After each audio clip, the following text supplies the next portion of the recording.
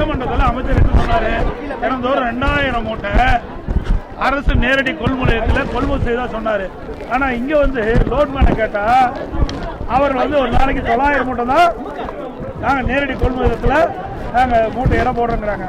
அப்ப இதுல இருந்து என்ன தெரியுது, அமைச்சர் சட்டமன்றத்தில் தவறான தகவலை சொல்லியிருக்கிறார்.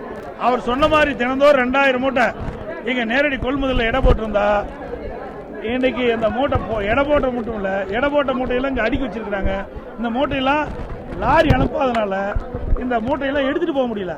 இந்த மூட்டையில குடோன்ல இருந்து வெளியே கொண்டு போகாதனால புதுசா விவசாயிகள் கொண்டு வருகின்ற அந்த நெல்லை இடம் போட்டு வைக்கிறதுக்கு இடம் இல்லை.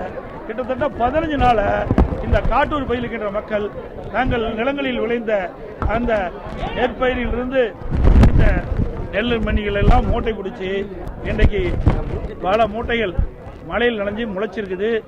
சாலையில நெல்மணிகள்லாம் குவிச்சு வச்சு முளைஞ்சிருப்பதா நேரடியா செய்தியாட்டி சொன்னாங்க. இதை பார்த்துங்க, விவசாயிகள் கண்ணீரோட இன்னைக்கு அப்படி வேதனை தெரிவிக்கிறாங்க. இந்த தீபாவளி கண்ணீர் தீபாவளியா விவசாயிகள் ஆயிட்டது.